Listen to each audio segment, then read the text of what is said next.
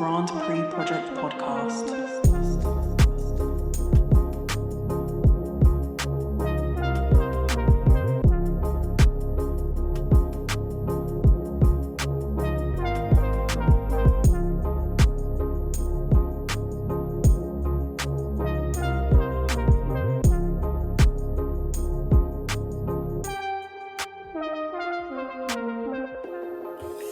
Yes, welcome once again to the Grand Prix Project with me, your host, Andre, and the big bro.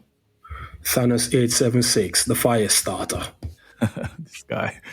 Yeah, so second race of the season, MotoGP, Argentina Grand Prix.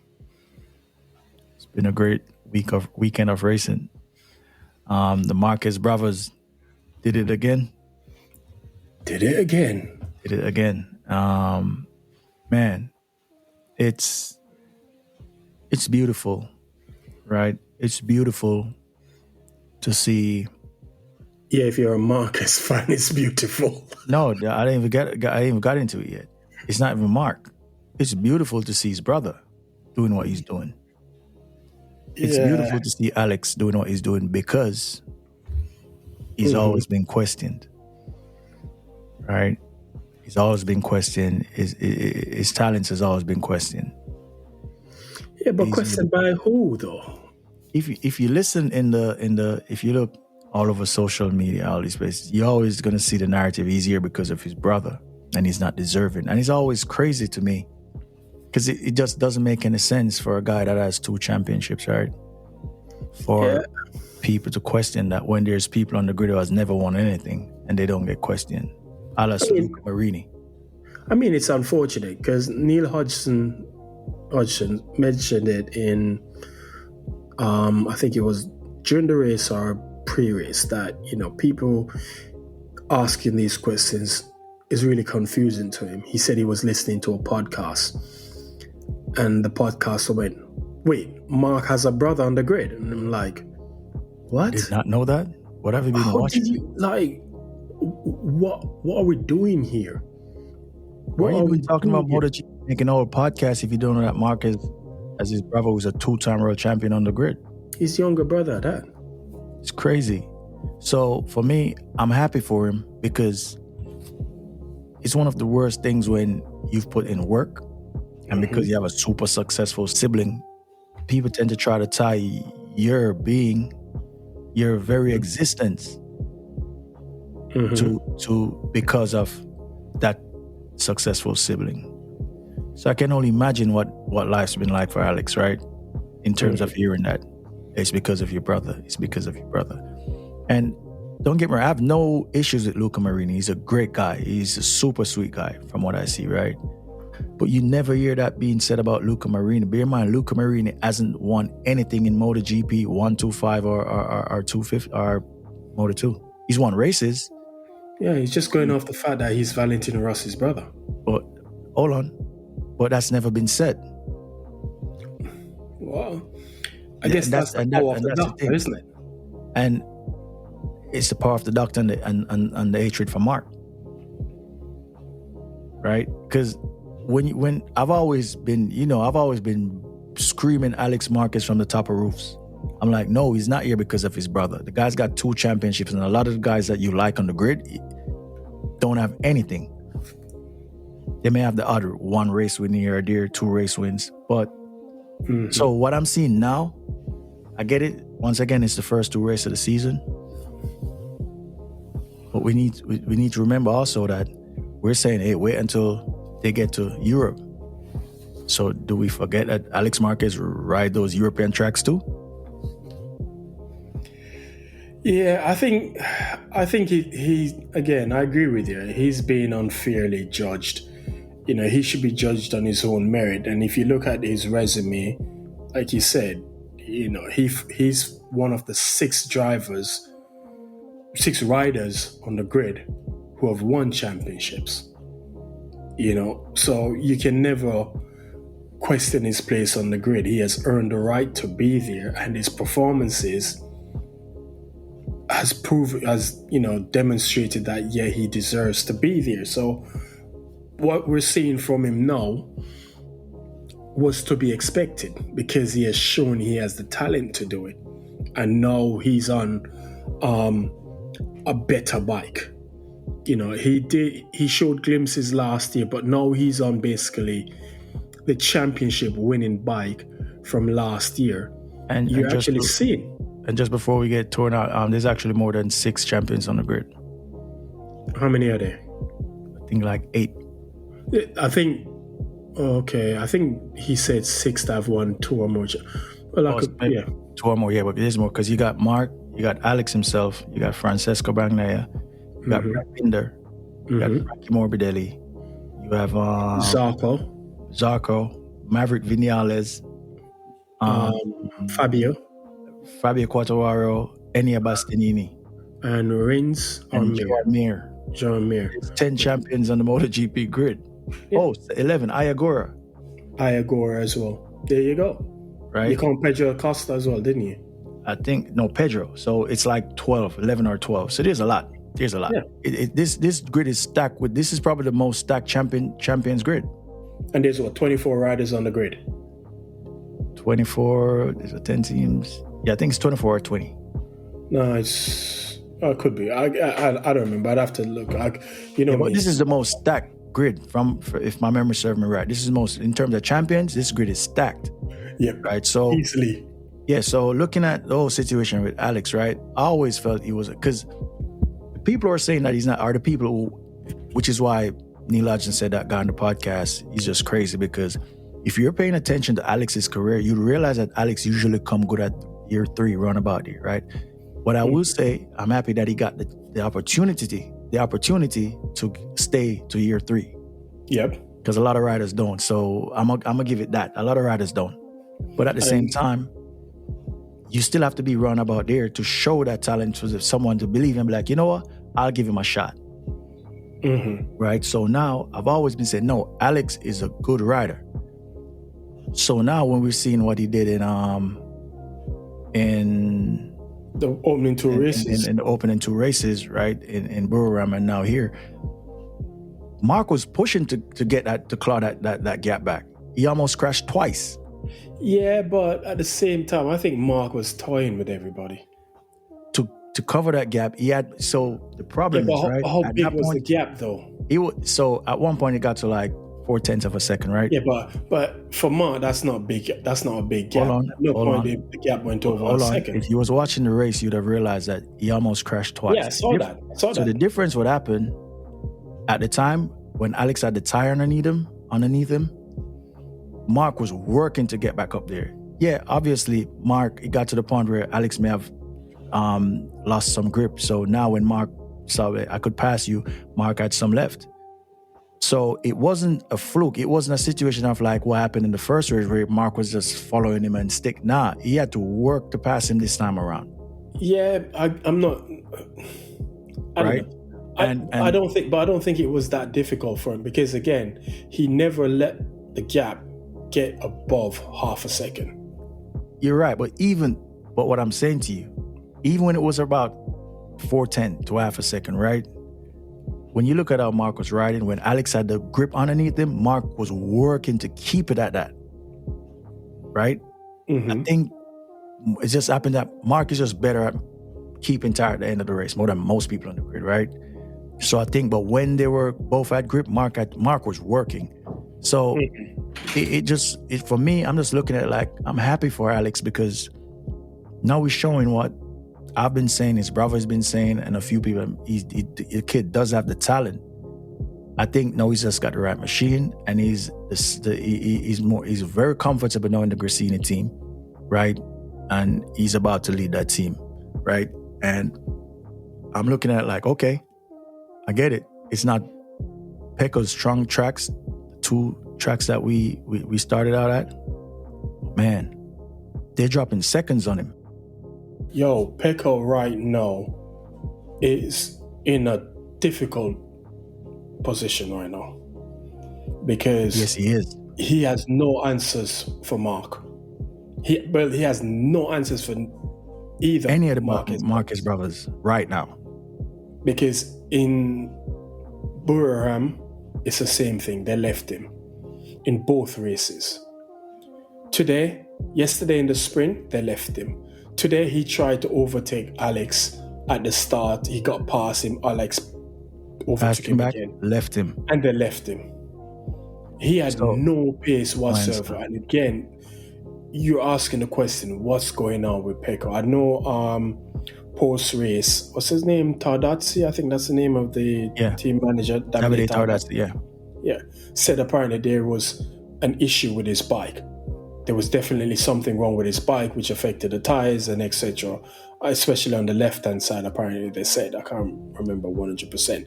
But either way, you still got to look at the whole weekend. Yeah, exactly. He qualified fourth.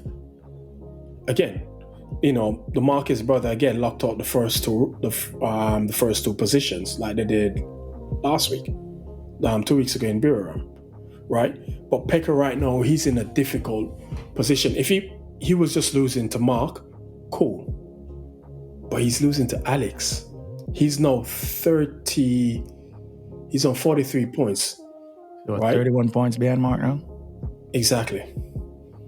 So that's basically a main race win and a third place, I think, in the sprint race. In 2 races, that's a lot.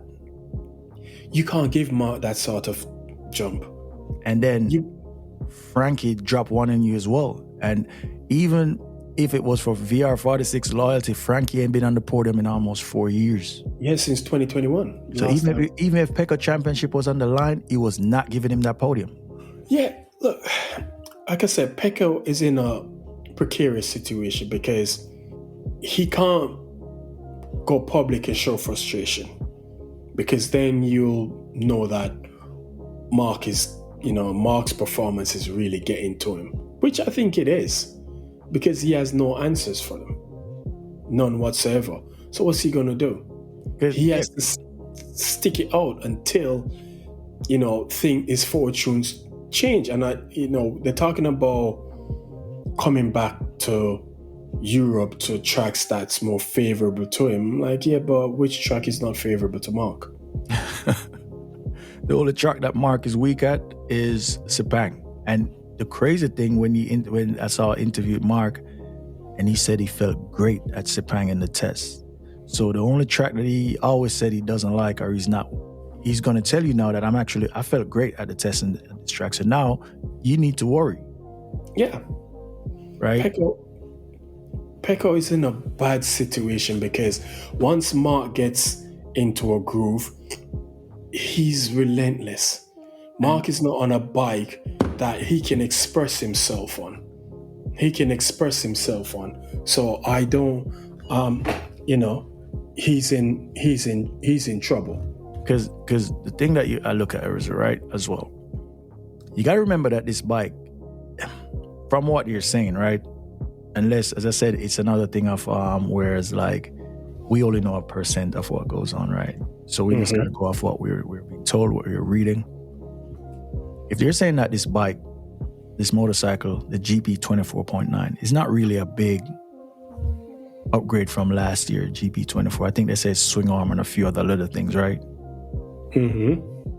So you're telling me that just those minor upgrades got your teammate dumping and his brother dumping seconds on you? It's a tough one, because this is what makes it tough. Now you got to ask yourself, what is it the little changes that they made does not favor Pecco? Or is it, remember what I was saying to you previously? Or is it when you say why they signed Marc, and I was trying to explain to you, or is it this is the performance that I was talking about that may have been in the bike that they saw? Make sense? Yeah, but at the same time, he utilized the bike last year.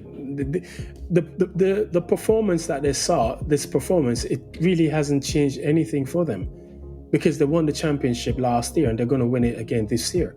So even if they're extracting that extra performance, no, nothing changes. Yeah, but what I'm saying to you, you know this. We're not going to go back down this road, but let's say this. Ducati as a company won a championship. Lenovo Ducati lost the championship. That's the fact. They lost the championship, right? So the reason, my argument that what I'm trying to reason is that how is Pecco now the third guy? Is it the performance that's now being unlocked in this motorcycle? What happened? Or is it the changes that they made just does not suit him? I don't know, because I don't really think it really matters. Again, finding out this extra performance, because again, they won the champ. Yeah, okay, Pecco might have lost the Riders' Championship, but that wasn't because of they didn't extract the full performance out of the bike. He lost it because he had issues in. We all know what his issues were. He crashed out of a lot of the sprint races. Yeah. That's where he lost. It wasn't based on the fact that the bike, he couldn't extract the performance out of the bike, and as such, that cost him the championship. No, that's not what I'm arguing, though. I'm saying for him to end up where he's at, it's either one of two things. It's either the changes that they made does not suit him just yet. He hasn't unlocked the what's there based on what the changes that they made. And if that's not the thing, if the changes that they made is not the reason, it's just that there's performance in the bike that's the Marquez brothers now, they're finding it and they could unlock it like this, right? So those are the two things that I'm looking at. It's either the bike, the subtle changes affect Pecco a lot more than we think, or there's performance here, whereas like Pecco plateaued based on what he does, right? And then now Marc comes in, Alex all of a sudden find form, and now they're getting more out of the bike than Pecco seems to be able to get. Those are the only two things that I think as to why he's there. Well, and I think it's a case of whatever changes they've made to the bike has not worked in his advantage. He's struggling to get a proper feel from the bike. I don't think it's a case of him, Marc and Alex suddenly unlocking performance that Pecco can't. All right, we'll see. The reason why I'm saying let's see how the track records go for the rest of the year, the lap records. What do you mean? Because lap records are going to go because again they're on a better bike. But that's what I'm saying. The bike that they're on now is not, from what they're saying, is not much a step up from last year. Well, the only difference I'm hearing is that it's the engine. The engine that they're running in the 24.9 bike is a step below, somewhat below the 25 spec. The engine they're running is the engine from last year. Because that's the engine. Yep. No. They've done something to it. I think they've probably changed the electronics because again, so that wouldn't be the engine. It's just electronic change. But the engine that they're running now is the engine from, I think, the latter part. I think it's the engine from last year because they did the 25 engine, and Marc now Pecco, where Pecco is strong is in the braking, right? And he did not like that engine, so they reverted back, which is why the 24.9 thing came around, right? So I think they said what they did on it was, I think swing arm and a couple of subtle changes are the changes on this motorcycle that they're currently riding. So basically, they're all riding 24 bikes. Well, right. Yeah, but the factual one is more. I heard Hodgson was talking about it. It has the updated ride height device. It has the updated, I think, suspension, swing arm, and so on. So it's still a step up from the bike that Alex is on. So in theory, it is a better bike than. Which makes it even worse. Which then exactly. Which then tells you it's something about the bike that Pecco is not gelling with. You know what I mean? And it's affecting his performance. And we're just gonna have to wait and see what, because you have to remember last year he had a similar problem at the start of the year. He wasn't comfortable on the bike. It took him a while to get comfortable with the bike. Yeah, but last year was different. Last year was the chattering issue. They're not having chattering this year. Yeah, but chattering then or no chattering. This is the thing that's worrying. But the point is he's having issues with the bike that's affecting his performance. Last year it was chattering. This year we don't know what it is. The problem for me is that when they interviewed him yesterday after the sprint, I think I need to look it up. He said, I think I found something that I should be okay today in the race. Verbatim, that's what he said. So Yeah. for him to in his head to think, okay, I feel this feeling where I think I should be okay tomorrow, and then you get 3 Ducatis dumped on your head and almost at 100 Yeah. dumped on your head. Like, Yeah, but then he's now looking at it like, post-race. wow. Yeah, but as I Huh? said, post-race, Tardazzi, I think it was Tardazzi who they interviewed, said there was something that didn't work on the bike, which affected the tires and how they performed. And I think they said on the left-hand side of the tires or something. So clearly something changed on the bike during the race that affected his performance. So to still bring it home in fourth, less than half a second behind Morbidelli, you kind of like he did the best he could with given the situation he's in. It's tough because you got to also bear in mind that Morbidelli was on the soft tires, and even with the soft tires that went off. But the soft tires didn't look like went off. Because Fabio Digia came stronger in the end as well. Yeah, the soft tires didn't really go off for Morbidelli. So, because if you remember when Pecco started to catch him in like 3 or 4 laps to go, he put in a good couple quick laps to rebuff Pecco and kind of like matched the times that Pecco was doing. So the soft tires didn't really go off. But again, for Pecco, it's tough. Yeah, because he's having problems, and it's compounded by the fact that his teammate is Marc Marquez. And there's another Ducati force between them. So, yeah, but I don't think Alex will be there for the whole entire year. I think I would initially I would think because as I said, I rate Alex highly, but the way I'm seeing Alex ride, I think he's gonna be there. For some reason he's not, because usually when Alex is at this pace, you expect him to crash, right? What? He's okay because usually when Alex Marquez is pushed, usually he's in good and he crashes, right? Mm-hmm. For some reason, I think Alex is in a good spot on this Ducati where he's here for the long haul. I don't think it's a fluke. That's the way he's riding, because you got to remember, it's not like we're seeing Alex. The difference with now, Alex is starting the weekend strong as well. Mm-hmm. So when you see he's performing consistently, practice 793, 73, 73, 93, qualify.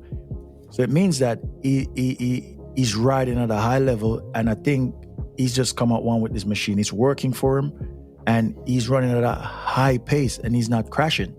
Mm-hmm. So for me, I don't think it's a fluke. I think he's going to be there. I'm not saying it's a fluke, but I think once Pecco gets to a position where the bike is now doing what he wants and he's comfortable, I think he has the pace over Alex. Yeah, but at the same time, it's all about, he needs to find that first, though. What guarantees that he's going to find that? That's the problem, because I think he has the pace to be competitive with Marc. I genuinely think he has that pace in him. I don't know about that one. Well, consistently, again, consistently not. I don't think. I think they're in 2 different ball fields. Well, I guess it's going to come. I guess it's going to come down to let's see where they go. You know what? I just realized, when you look at Pecco, he got 2 chips. Right? Pecco ain't really that young. How old is he? Pecco is 28, going 29. Which is the same age as Alex. Right? And Marc is 31. Mm-hmm. So when you think about it, Pecco ain't really young. So Pecco is going to be on the other side of 30 soon. Yeah, but again, that doesn't mean anything. I'm just looking at, when you look at, like, now, if he doesn't get more chips now, because you got Pedro Acosta later, right? And these young cats that are going to come through. So, but you could, again, I don't think we can use the argument, because Marc is older than him, and Marc's still in. Pecco ain't Marc's talent, though. Yeah, but his talent is good enough to win championship, where he'd be able to deal with those young guys coming up. I don't think Pecco is. Thing is, Pecco is. I'm gonna wrap this up, because I don't want. Pecco is. There's guys on the track that's tell it. Pecco, to me, was not a prodigy like a Acosta that came through him. Pecco is decent pair of hands. Yeah, but does he need to be a prodigy though? Because because to get over on the other side of 30 and still performing at the level that like a Marc is doing against who's coming up, I don't see it, to be honest. Well, I guess we'll have to wait and see when he gets to that age. Everyone knows that Pecco and Marc plays on two different fields. Yeah, obviously. Talent-wise, we know talent-wise Marc is the best on the grid. But I don't think the gap between Marc and Pecco is that huge. Hey man, yeah. Let's see. As I said, I know it's probably gonna come down, but let's see what the season brings. But it's great to see Alex. Marc is doing Marc things. I'm just happy that Alex is now proving his doubters wrong. You know, I'm happy for Alex Marquez that he's doing what he's doing and dumping donuts down his haters' throats, right? So kudos to you, Alex Marquez. Keep doing your thing. Honda, let's speak about Honda. Did Honda pull off the sandbagging of the decade in testing? It's possible. It's very much possible. But then at the same time, it could be circuit specific. I mean, obviously, you're talking about Zarco. Zarco tends to go well in Argentina. I remember, if I'm not mistaken, he has won this race before. So it seems to be a track that he likes. But they've definitely... You mean in Moto2? In Moto2? Did he not win it in MotoGP? Zarco has got one MotoGP race win. Phillip Island. Oh yeah, sorry, my bad. But he likes this track though. He tends to go well here. But at the same time, so I don't... It's possible they could have, because they did look good. Better than Yamaha. Oh God, don't even start on that, man. And Yamaha looked like they were the one that made the big step off the Japanese. Don't even start that. We get to Yamaha at some point. But yeah, I mean, it's...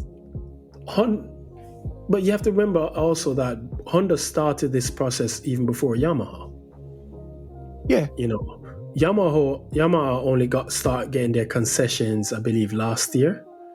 They started getting the concessions and then to this year. So Honda's been getting it before. Yeah, that's true. But I'm just talking based off what we saw in preseason. You thought that Yamaha was going to be the one. People thought that Honda was still down in the back of the field. Yeah, put it this way. I had the team at the back, for me, was KTM. Well, you're correct with that one. And if you... I wasn't, because again, the KTM was better than the Yamaha. Yeah, this time around. Because if you look at the pecking order now, it's obviously the Ducatis are leaps and bounds ahead of everybody else. I'd probably put the Aprilia and Honda closely behind them, followed by KTM, and then Yamaha. Because Yamaha looks terrible. They don't look good at all, and I'm wondering what we saw in the test, especially in Sepang, was it just kind of like a glory run sort of thing they went through? Because everybody looked at them and said, oh wow, Yamaha has made a step forward. They could be definitely challenged for podiums on an even playing field. But I said 0.9. 900 of a second. They said it was a 900 of a second. 0.9 of a second it improved in Sepang. But looking at the performance right now, I mean, Fabio has 5 points in the championship. 5 points from 4 races. Not a good look. And Rins. What's his teammate again? Is it Rins or Mir? Rins, yeah. Rins. Alex Rins. I think Rins has what? 7. The best place Yamaha. The best place Yamaha is hold on, let me tell you who's the best place Yamaha. I believe the best place Yamaha is You mean on the standings? Yeah, is Jack Miller. No, it's actually Rins. No. You mean in terms of point standings? Yeah. Oh, okay. Jack Miller is on 8 points. Yeah. No, Fabio is on 6. Rins is on 5 points. Jack Miller's on 8. That's terrible. Miguel Oliveira's on 2 and he's injured. That's terrible for Yamaha. So Honda, you have to kind of like tip your hat to Honda and say they've done a good job. But again, we have to give it a bit more time because this could just be track-specific performance from them. What's the next race after? Is it Kota? Kota is next 2 weeks. That's where I'll be. Kota is next in the last weekend of the month. Let's see how they perform in Kota. But for now, they've definitely they did pull a fast one on everybody because they didn't look that great in testing. And, Zarco gave Pecco all he could handle this weekend. Yep. Gave him all he could handle. But again, kudos to Pecco, he held him off. But, they definitely kind of like sold us a fast one. Definitely. And the KTM, like, I don't know what's going on with that team. I mean, we do understand that they've got difficulties financially, but I mean, even despite that, they're still performing better than the Yamahas. Yeah, Yamaha just because Fabio, I'm not sure if his bike was damaged from the contact with. Yeah, I think it might have been. So maybe riding with some damage, but even that, they just didn't look anywhere in the ballpark. Look at the sprint yesterday. Yeah. Because where did Fabio qualify? I think it was 7th or 8th he qualified, and he just had no pace whatsoever. None whatsoever. And again, like you said, at the start of the year, I kind of like said by 7th. Exactly. So at the start of the year, I was saying the KTM was pulling up the rear. I mean, Jesus, Brad Binder has more points than the 3 Yamahas. What's that? 8. Brad Binder has 19 points. Yeah, and if you add the 4 Yamahas, that's 8, 14. So if you had the points of the top 3 Yamahas in the standings, which is Miller, Quartararo, and Rins, it adds up to 19 points.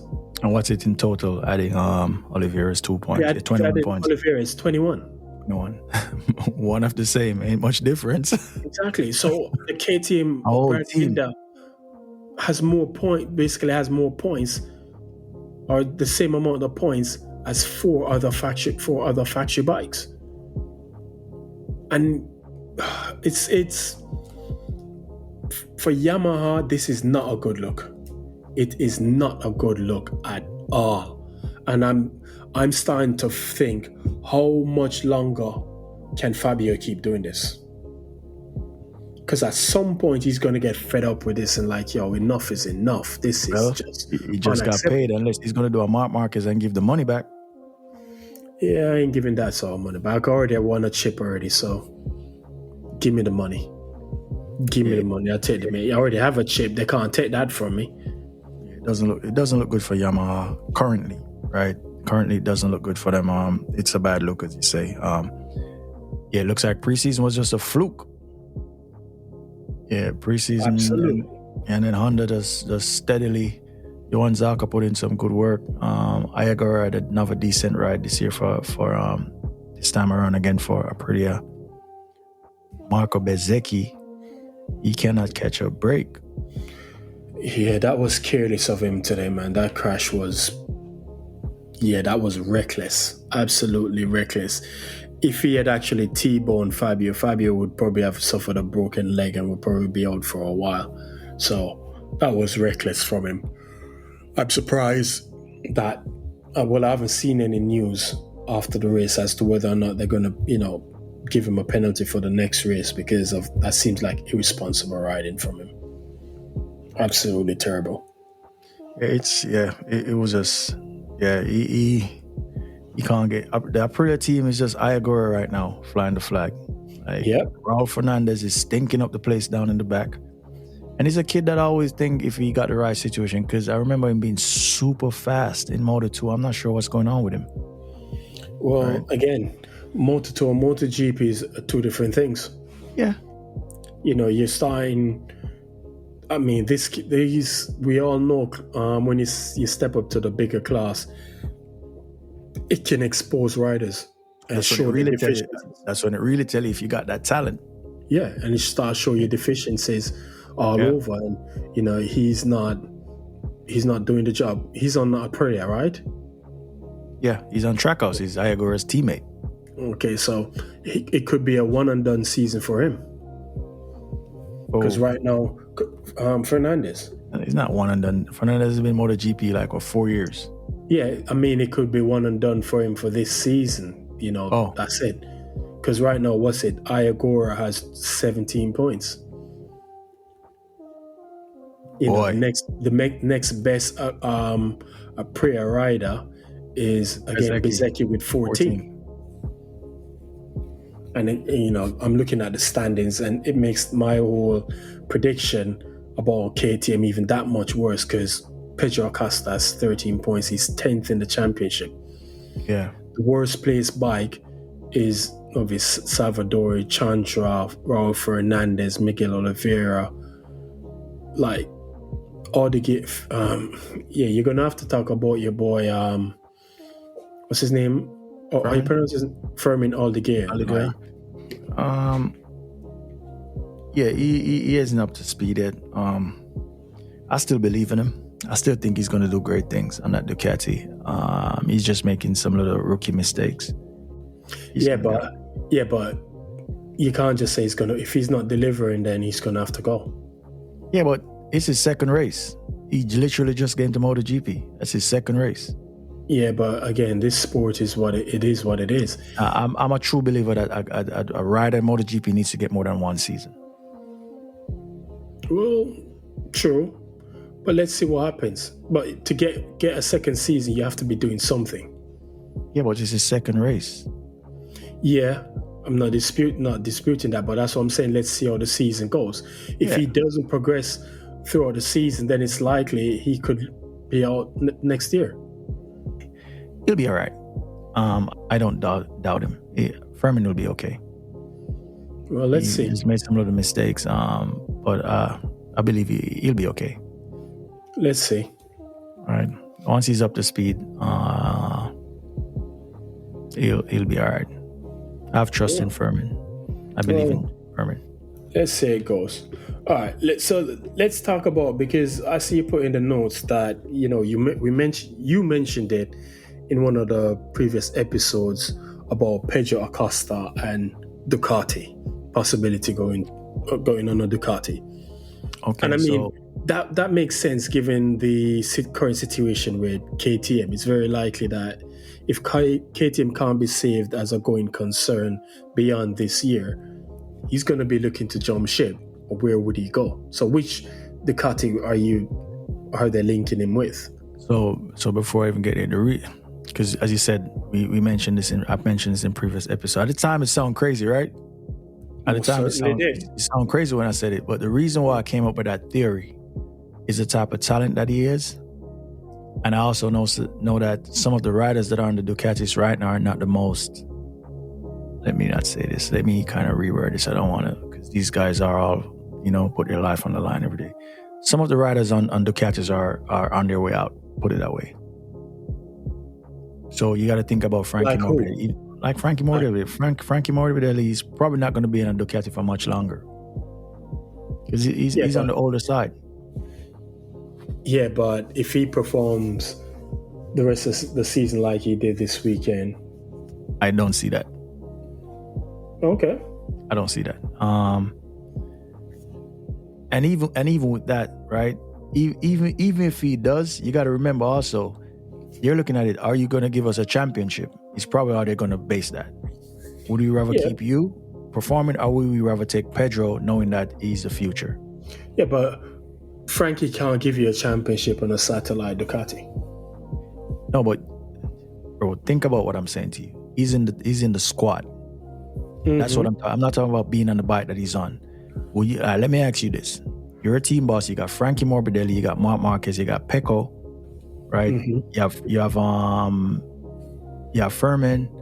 you have Alex. Digia, and you have Alex. So remove, say, Pecco, remove Marc, remove Alex, because you're closer to 30. Marc is on the other side, and Frankie's also up there too. So of the older ones, Furman just started out, you're going to keep him, right? DJ is still young, you're going to keep him. So of Alex, Pecco, Marc, and Morbidelli, one got to go. Obviously, it's going to be Morbidelli. Exactly. So that's how I'm basing it. Who's in the squad. So I could see. But he's not going to go because of his age. He's going to go because he's not at the same performance level as the other three guys you mentioned.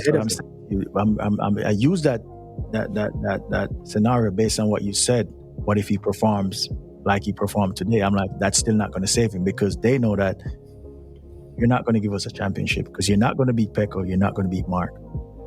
Right? Yeah, but what about Fernandez? Right? Isn't he on the Ducati as well? No.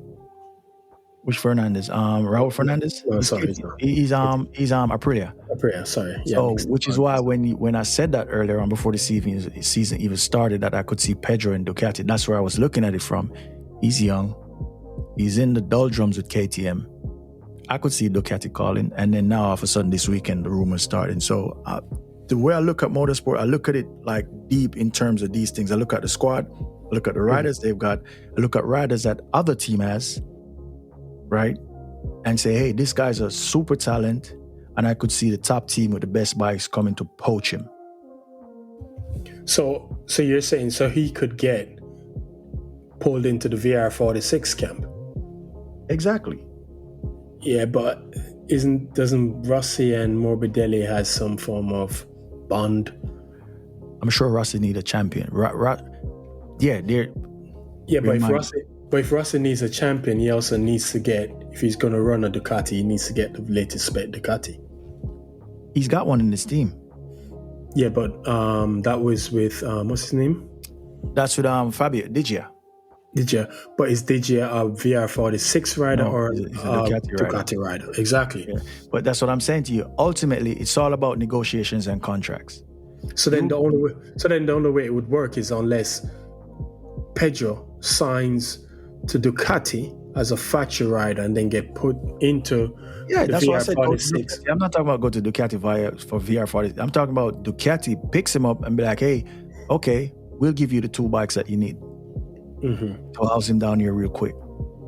So that's what I'm saying. When I said it, it was not crazy. It's not like I said it just to, I was thinking about it deep. I'm like, where can this young kid goes who's probably wasting his talent at KTM? Right? And the only place I saw was Ducati, because he's not going to go Honda. Unless the Honda really, over the next, we got change of regulations coming up. Right? It's 2027. 2027, right? So this is why I come up with that conclusion that there's a possibility I could see him on a Ducati. So I wasn't pulling it out of thin air. I was actually thinking about it and looking where he's at and where the team that he's riding for is at. He's young. He's fired up. You got to remember, he hear these things. It was supposed to be the second coming of Marc. You still ain't won a championship. You still ain't won a race yet in MotoGP. Who? Pedro. Okay. I mean... No, what I'm saying to you, I'm not showing shit. I'm saying when he came, he was supposed to be the second coming of Marc, right? So now you're in the second season. At this point, Marc was already probably 10 races deep, wins already. So he's already behind the 8 ball. Yeah, but I don't think you can compare the Acosta situation to Marc, because again... listen to what I'm saying to you, big bro. I'm not saying that's what I'm saying that's what's out here, so that he's hearing these things. So how long do you think he's going to sit down here when I was supposed to be the next guy? You see what I'm saying? So ultimately, I don't want to be here. I want to go somewhere else where I could win, where I could start winning soon. Because time ain't waiting on me. I got to deal with young Elgato and David Alonso and them that's about to come up. You see what I'm saying? Yeah. So he needs to be on the move to go win. Because guess what? The longer it takes to win, the older he gets. David Alonso, Daniel Elgato, Piqueras, all of them are on their way in, young bloods. So at that point, Ducati has no reason to look at him. You True. take one of these young guns down here. So now Pedro is in a place where he's limbo, and he cannot go to the best bike because he's now on the older side where we got young blood that we could take. So he's got to be on the move soon. Make sense? Yeah. So that's where I was pulling that from. So now it's crazy. It's not a rumor because I saw that from I see the way KTM going on. I'm like, yeah, I could see him on a Ducati. So I'm glad that rumor started, right? So that let's see where that goes, where that ends up. But yeah, that's Pedro Acosta rumors. We already mentioned the Alex Marquez farm from 2025. We opened up with that. We tied that into his brother's performance, so we don't even have to go back over that. We also mentioned the GP 24.9. We're just asking if it's much of an evolution. Why is Pecco in the situation that he's in? We already discussed that. Yeah. Some records got is it new records or records got broken? So Marc broke the track record. Yeah, the first his own record from 11 years ago, I think. Yeah, a little while back. So and it was what? It was a 37.9, I think it was the original track record, and he broke it in one of the practice sessions, if I'm not mistaken. And then for pole, he did a 36.9, I think he did. For pole position? Yeah. He did a 36.9, yeah. Yeah, so I mean, that's one hell of a lap, because I'm sure the other riders broke the 37.9 lap record as well, his previous lap record. Yeah, everyone has broke it all the way down to 37.9. Actually, everyone that made it to Q2 broke that record. The slowest person who was Rins was at 37.7. And the original lap record was a 37.9? Something like that. And crazy enough, Marc was the only person to dip in the 36s. Yeah. Everyone else was still in the 37s. So that was a strong lap. Actually, it's kind of funny because if you looked at Pecco's lap, Pecco was almost a tenth and a half up on his lap. So he was on course to break that record by a bigger margin. And then it just fell away from him in the last sector. What happened? Which is what makes it a record. It makes the lap counted because you got to put it all together. Yeah, I'm not. Yeah, true. So again, some Pecco's pace just fell off in that last sector, but Marc did the job, and again he brought that his own lap record from 11 years ago. I said again, and then he's done what? The treble. Yeah, back so to back. pole. Yeah, say pole, sprint win, race win. First rider in the sprint era to do it. And I think he also has the lap record. He did the fastest lap in both races. Because he had the fastest lap today. Today, yeah. He did a 38.2, I believe it was. He did a 38.2. So he has the fastest lap record in this race. And he had the fastest one in Burram as well. Because at one point, he and his brother was trading lap records, fastest laps. Mm-hmm. And he's the first. So Marquez is the first rider in the sprint era to do the treble, which is, as we mentioned, pole and win both races. And he's also the first Ducati rider to win the first opening 2 races of the season. So he's doing the business. He's doing his thing. I guess that's what everyone expected. That's why they signed him. So he's doing his thing out there. So let's see how the season unfolds. Let's see how it finishes up. And news alert. Agura was disqualified from the race. Tire pressure? No, he used a version of software that was not homologated by the championship. So he has lost that. Just seen it on MotoGP Twitter page. So he got disqualified? Man. Yep. So that's his position gone. Kind of like, that probably sucks for him. But hey, rules are rules, man. Rules are rules. And he's got a long career. The thing is, even when you get disqualified, right? It's not like, I get it, he rode hard. It's not like he lost a championship now, right? It's more of, I think for him, it's going to be like, actually, okay, cool, I got disqualified. but I was there, right? I was still performing, but then again, then it could be, were you performing because of that software? You know what I'm saying? It's a tricky one. He'll bounce back from it. Where were we? Yeah, so Marc is first rider to win the opening 2 races for Ducati, and through that race, we mentioned it at the top of the podcast, turn 6. You saw when Marquez lost it at turn 6? Yep, nearly crashed. It could have all come tumbling down. Lucky boy, right? Could have all come to an end there, but he kept it together. He saved it, and he went on to win the race. Yeah. Any other interesting thing that you picked up over the weekend? No, not really. Again, you know me, I'm a Fabio Yamaha sort of guy, so I tend to focus on them. And again, it's just been another disappointing weekend from them. They've now fallen behind the Honda in terms of performance, and I'd probably even go as much as the KTM. They're probably like the ones pulling up the rear, if I'm being honest. But they flattered to deceive based on what we saw in the test in Sepang. We know Burram they didn't expect to go well there. They didn't show well there, but Fabio making it through to the second qualifying without having to go through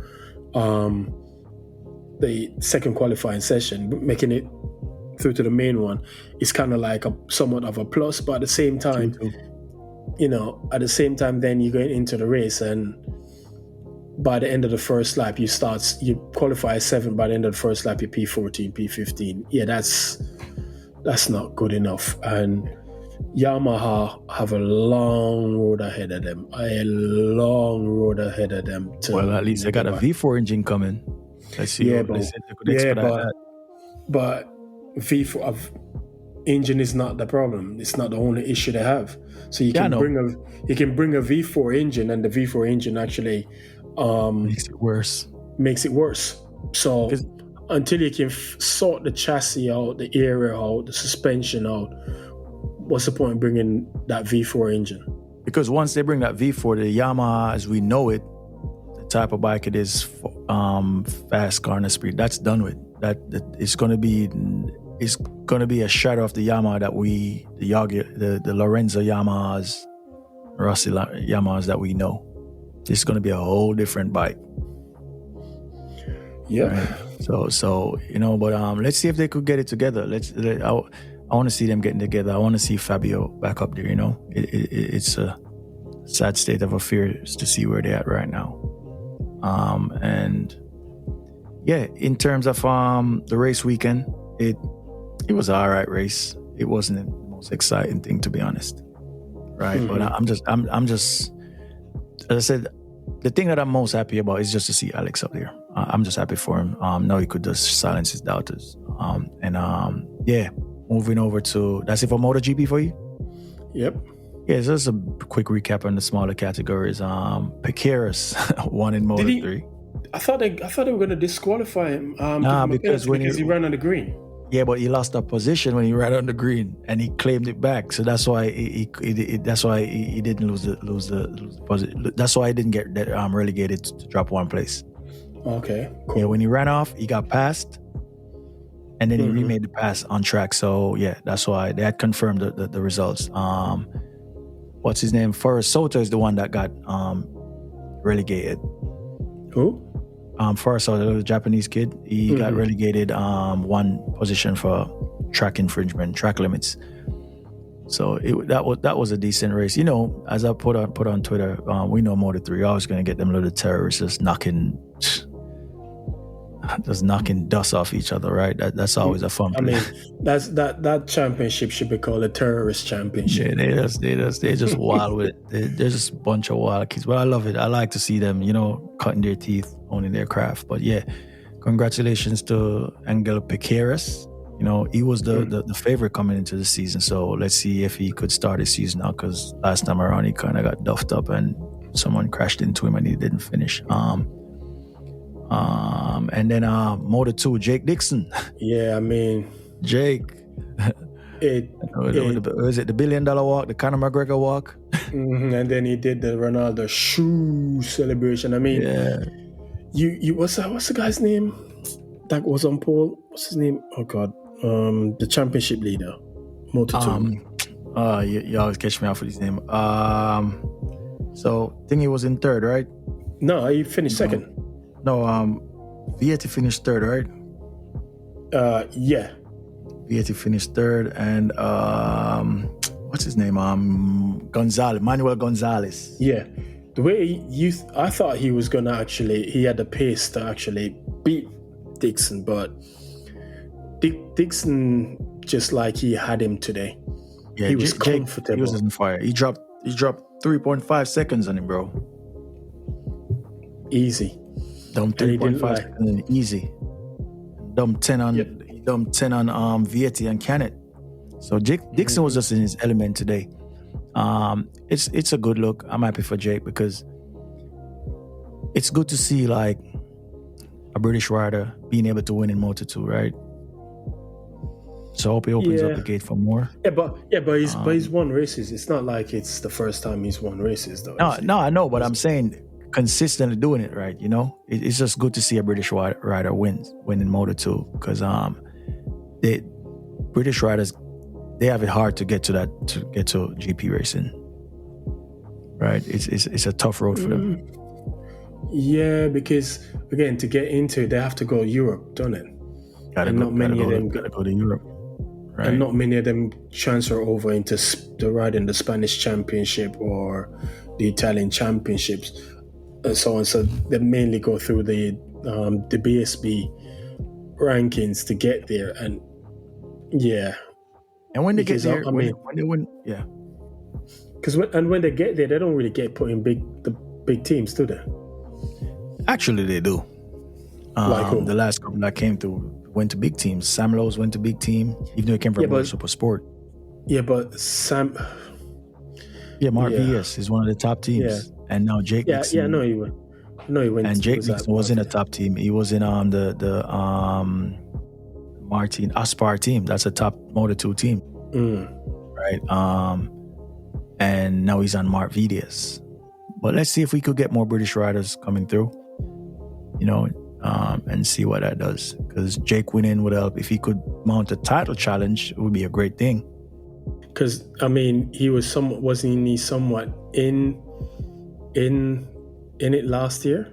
Somewhat, but now he's out the gate with a win now, and let's see what he could do going forward. Let's see if he could use that Mark VDS and because he's riding a Bosca now too. Okay. So let's see what he can do on that motorcycle. But yeah, anything more for MotoGP? No, I think that's it from my end. Are you ready to race? I think Mark was toying with everybody at the front. I didn't think he needed to push 100%. I beg to differ on that one, but yeah, let's agree to this. Yeah, but I mean, look, once he passed Alex with 4 laps to go, how quickly did he pull the gap to over? Because at that point, Alex, I think what made it the pat is that Alex started to lose grip, largely to use tire grip. So, but I think when Alex had the grip, Mark was working. But yeah, that's not a here nor there. So what number you give it out of a scale of 1 to 10? I'm gonna get a 6.5. Well, at least you rated it higher than F1. Yeah, because that was terrible. That was just terrible. Yeah. So I give it 6.5 because I don't think there was. And I'm wondering if it's because the TV commentary, TV direction was just terrible because they didn't really show much. We didn't really see much action behind the front two, if I'm being honest. We didn't really see much. So we don't, The only action I think was Pedro Acosta and Johann Mir knocking dust off each other in the back. Yeah. In the midfield, yeah. That was the only real action that I actually saw. And then Mark almost losing that turn 6 and saving it. But otherwise, yeah, it was a steady 80. But yeah, I think I'll go there with a 6.5. I think I'll double up on that. Mm-hmm. I think I'll double up on that. Enia Bastianini. Ralph he's having a tough start. He's having a tough start to his time with the Tech 3. Yeah, he came through the field last time around, but this time around that wasn't the case. Maverick Vinales. That dude just stinks. Yeah, I don't know. Maverick. I think Maverick needs to be put out to pastures, man. Send him to a glue farm or something like that, man. He's done. Finished in Maverick 12th.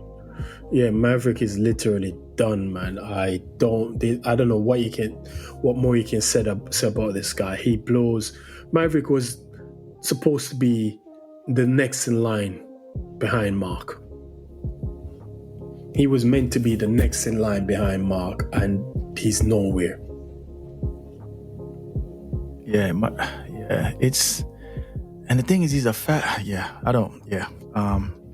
fast. Maverick, he's fast occasionally. That's the problem. Maverick deserves his own. We deserve to do a whole episode on Maverick. That Maverick episode would probably be like 5 hours long. I don't want to do that. I don't. There are better things in life to do than do that. Kudos to him though, because to fire these fire-breathing dragons around the track ain't easy. So kudos to them. Next up, Kota. Albin Kota. That's, they should have just renamed it Track 93. But let's see what happened. He crashed out. Circuit of the Marquez. Change the name of it. But then again, if they change the name, Lewis owns that track as well, so you can't really change it. He crashed out last year. Let's see, now that he's comfortable on this Ducati with a lot of pace, let's see how Kota goes. So Yamaha being Kota, I'm actually going to be there for the whole weekend.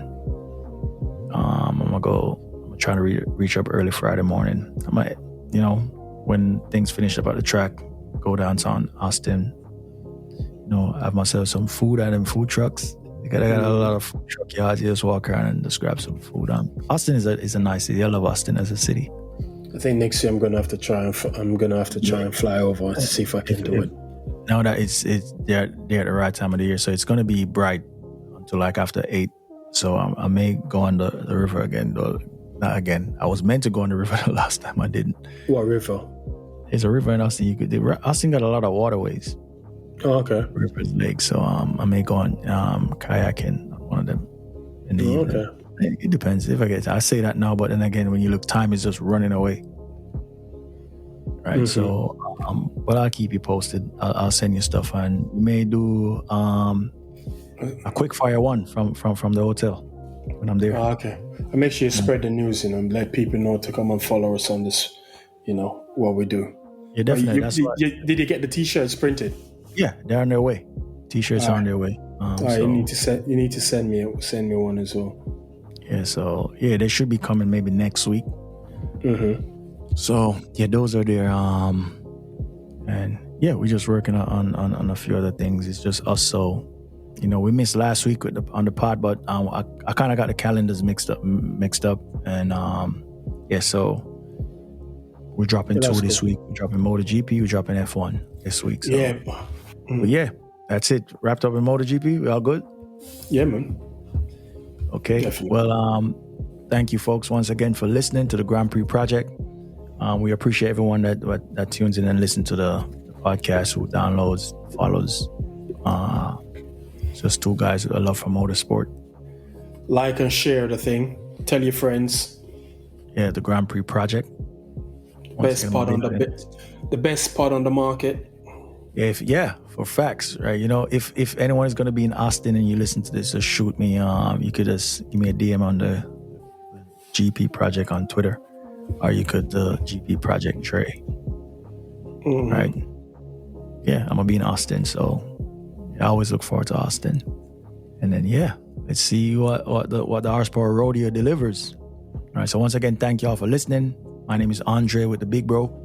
Fire starter. The fire starter, the troublemaker.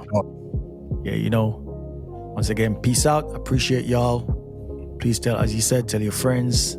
Please like, follow, subscribe. We appreciate every single one of y'all. Thank you for listening to the Grand Prix Project podcast.